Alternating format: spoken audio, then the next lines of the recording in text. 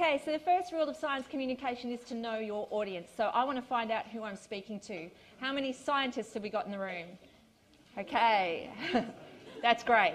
How many consultants? Few. People work in government? Yeah, there's some crossover there. NGOs, people who work in NGOs?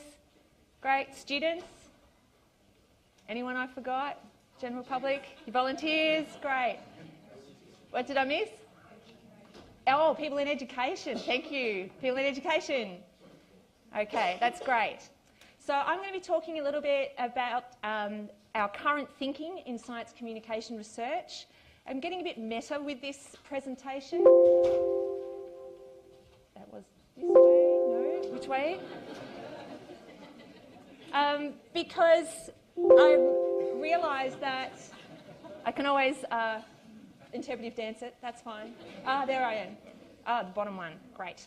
Okay, so I've had a history, as Fee mentioned, in science communication. My original training was in agriculture, and I spent my time as a science communicator trying to educate the public about the role of gene technology in food production. So it's a pretty contentious issue. Now I've moved away from that, and I'm also interested in farm animal welfare, so I've gone from the frying pan and into the fire. But it was through this process that I realised that the way we were framing science communication wasn't really having the impact that we needed to have in order to change people's behaviour. Now, you may not agree with me, or you may disagree with the ideas around gene technology in particular, but I would imagine that most of you are really keen to change people's behaviour about the environment. And so really, whether it's the application of science or technology, that might be different, but obviously our processes need to be the same. And so I really became disenchanted about how we were engaging the community in issues to do with science, and I went back and I did more research on how people form attitudes and ideas. And so that's really what I wanted to share with you today, is some of the research. Some of it's my own. A lot of it's been in the literature for a long time, but we just don't tend to read it when we're in the sciences, around shifting our science communication efforts from this deficit model idea and towards dialogue and better engagement, because I think that's really what we need to do, is find better ways to engage the public in these core issues. So I want to start with science literacy, and I know there's also a talk about science literacy in this session, but really in the 80s we started to think about this public understanding of the science and the issues to do with public engagement in science and technology as an issue of science literacy. And the components of science literacy that you can see there are an understanding of basic scientific words and facts, so key concepts, an understanding of the general scientific process, and an understanding of policy issues related to science. And we still hear science literacy talked about. I think it's a really important concept in education, but I'm really talking about it in terms of understanding how the public engage with science. And in the 80s, there were some surveys done, and based on these ideas about science literacy, the majority of the US citizens who were surveyed at the time were found to be illiterate. And so as a response, science communication was really born. Of course, there's always been people who have talked to the public about science, but I'm talking about the concentrated effort on behalf of governments and organisations to promote public engagement with science and science outreach. And science communication, of course, improving science education in schools was seen as the remedy, that vaccination against public ignorance about science. And we find that that's when a lot of the science centres were born. We start seeing science communication degrees and diplomas in universities, and we also start to see the professionalisation of science communication. And I'm certainly someone who's benefited from that. I've got a diploma in science communication, and I had a job as a science communicator. Previously, that didn't really happen. But there are problems with science literacy. And I guess one of the things is we only really talk about science communication, and now I work in the Faculty of Arts, and it's really intrigued me that we don't talk about history communication. And really, to be a citizen and to engage in public debates, the knowledge of history is arguably really important. Same as economics. We don't see economics communicators. We don't talk about social science communicators. I now realise I'm a science communication communicator because I'm actually talking about science communication. So why is science the only one that we actually talk about in this context? There's also what is the science that people are meant to know? What bit of it? Do we talk about physics? Do we talk about chemistry? Do we talk about natural sciences? I would argue that the way the human body works is probably one of the key things because we've got one. But is that more important than knowing how a car works, than knowing how the planetary system works? So which are the things that we're supposed to be prioritising? And also whether it's science as a process or science as a body of knowledge. And I guess the last thing is that there's really good evidence that framing the public as ignorant is flawed. And framing them as ignorant and something that can be fixed just on the basis of science communication is flawed. So why can't we just educate people? Well, there's really good evidence.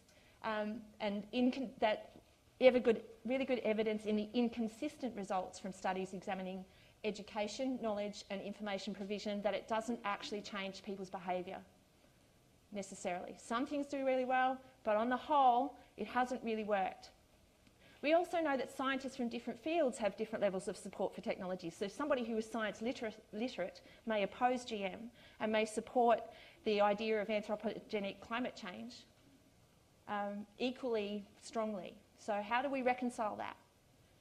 And there is actually good evidence that sometimes more knowledge of a particular topic can reduce support for an application of science and technology.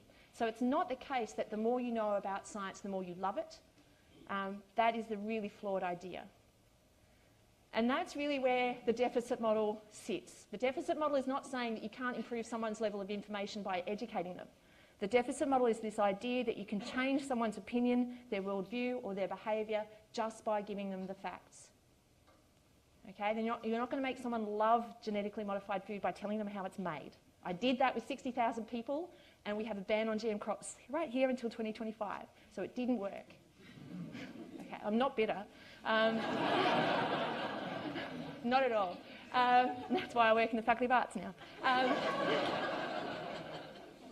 But this deficit model is really flawed. And that's because people will select information on their worldview.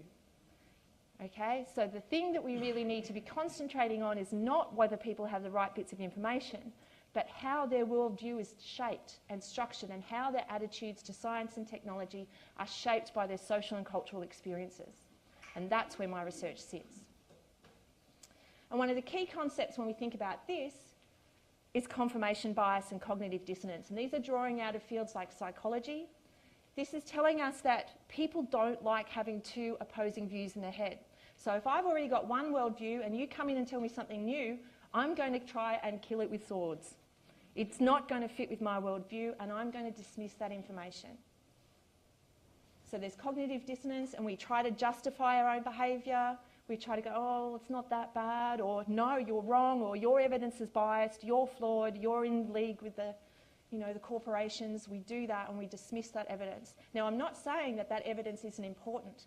I absolutely believe that that kind of evidence about bias and flawed studies and money is actually really important, and that's also where we need to be focusing in terms of helping people understand scientific information. But cognitive bias and cognitive dissonance and confirmation bias are actually two really key concepts that we're trying to deal with in science communication. And so just ramming more facts at people is not going to make them change. So why does the deficit model persist? There's been really some really good studies and some stock takes of Australian science communication activities that suggest that it is mostly deficit model, that we are just basically presenting a talk, kind of like I am, hoping that you're all going to change your opinion. Like I said, it all starts to get a bit meta after a while.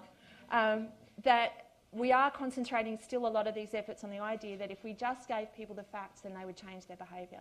So why does it persist? Well, scientists are trained to make decisions and use evidence in particular ways, but I hate to tell you, you're not representative of the normal people. Okay? So you actually process information in a very particular way that's not necessarily common to everyone else. And quite often you're told that the scientific method is the right way or the only way. And so this becomes problematic. Scientists tend not to engage with the social sciences and humanities and may even have low opinions of these fields. And that's why I love this cartoon. You know, if only we could just educate people. Oh, so what study are you basing that on? It just seems obvious. That's my life, you know. I'm saying, but I've seen really good research that says you can't do it this way. And they're like, but that just doesn't make any sense. We've just got to educate people.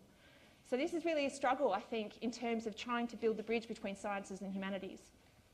We know that scientists other the public, they don't necessarily see themselves as members of the public, and that they see them as lacking knowledge.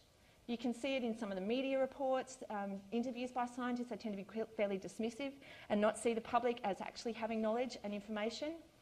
And there is always going to be a gap between scientists and non-scientists. We can't just educate everyone to be scientists. Okay, there's always going to be a knowledge gap, so that we have to build trust. So where to now? Nowhere, apparently. We got it again? Yes. Okay. So one of the key things I really wanted to take away in terms of moving from deficit to dialogue is that scientists need to listen, and we actually need to embed listening skills in our communication training. And we need to actually find ways to get social scientists and humanities researchers working together with scientists. So advert, I'm ready to work with anyone, especially if there's money involved. So let's move on. And let's find ways of actually embedding some of these new ideas in the whole research process and not just waiting for the end product as well. But one of the key things is that shared values are one of the most important strategies to actually build that rapport and to engage in that dialogue. We know that shared values are 3 to 5 times more important for the formation of public opinions than specific knowledge of scientific details. The facts are important, but let's establish that we've got some shared values first. And we need to find better ways of promoting alignment between science's values, whatever they are, and society's values. So if we can start to actually identify shared values based on respect, mutual respect and understanding around our expertise, then we can start to build dialogue. And we're seeing those sorts of strategies in some of the new ways that people are doing public engagement, particularly with the co-creation of knowledge. Citizen science falls into that, where you actually see the public as contributing to the research process. And I think that's why that area is so exciting. There's also the open data movement, and also deliberative engagement, where we invite people in, give them all the information, and give them the opportunity to evaluate evidence. And so in summary, to move from deficit to dialogue, it's not just a matter of education. There's always going to be a knowledge gap. We can't educate people to be like us. We need to give people tools to evaluate credentials and claims. Transparency is really important. We need to encourage people to understand the trade-offs and who bears the risks and who bears the benefit with our science.